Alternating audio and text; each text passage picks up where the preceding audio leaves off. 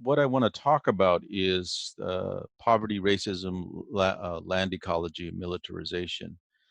Today, we know that indigenous peoples are a small percentage of the world. In fact, the indigenous peoples today, there are roughly about 476 million of us left in the world. We protect about 80% of the world's remaining biodiversity. And why is that important? Is because we know that people around the world are looking to extract resources, and especially areas that are occupied by indigenous peoples.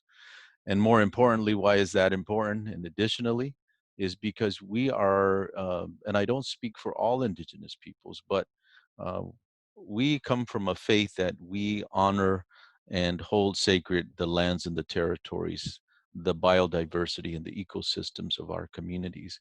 We are extremely and culturally and religiously tied to that. And I want to thank you, Human Rights Media, for having me on here. And I really so far enjoyed the panelists, especially Dr. Aziz from the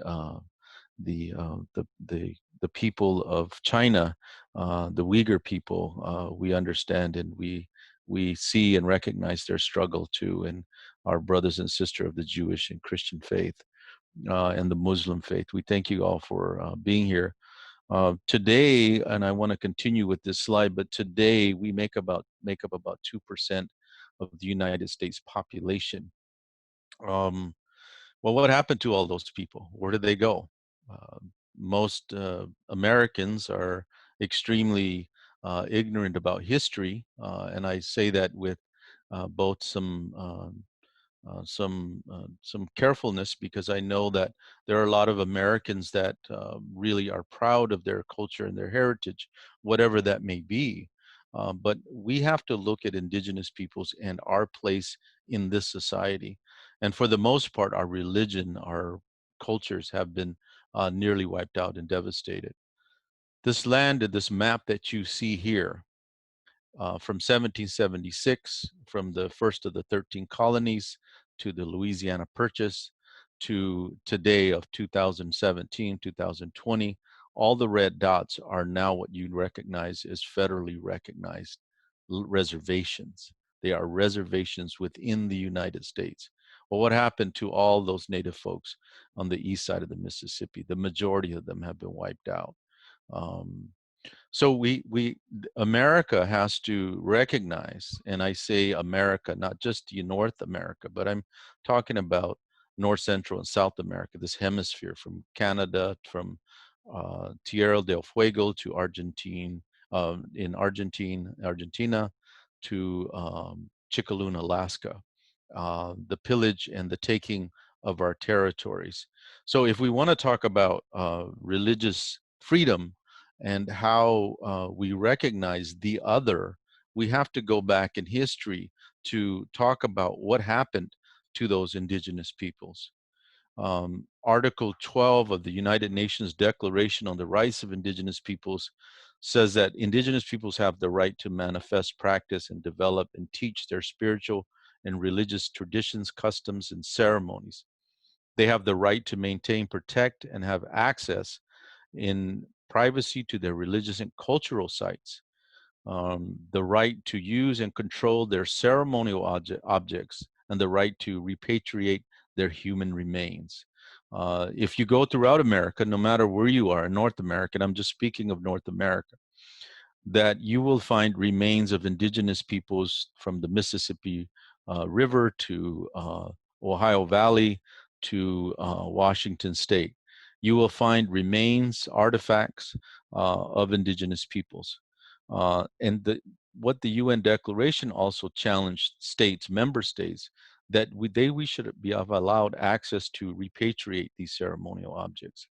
I also want to mention that that we have to speak about the history of colonial legacy, that settler colonialism and the settler colonial legacy commencing on the doctrines of discovery of 1491, 1493, and 95, which initially started out with the enslavement and the taking of human beings from Africa and taking them to Central and South America and enslaving Black Africans um, is this doctrine of discovery of patterns of domination is directly related to the genocidal forms and environmental conditions from the state to our economic, political, and cultural religious violence perpetuated against indigenous peoples today. The doctrine of discovery is one of the clearest expression of the distorted moral narrative and religious nationalism here within the United States. This is a hard pill to swallow for many Americans. The issue of Black Lives Matter, the issue of uh, uh, treatment of whether they were Jewish or Irish. These discriminations are wide. One of the things that we know today is that before the today is over, that indigenous peoples' homelands will be clear-cut, mined, or flooded by a dam. Before the week is over, an indigenous person is displaced because of economic interests of the state, the militarization, or due to the extraction resources of the territories. So you ask your question, that's the question, why is that? It's because we are seen as the other. Our idea of who are we are easy to remove and to vanquish and to take from. And because we don't have a military, because we don't have and haven't had religious freedom or rights um, uh, that were followed through by any means, stretch of the imagination, by the courts or by legislation of the United States, we still see this ongoing fight today.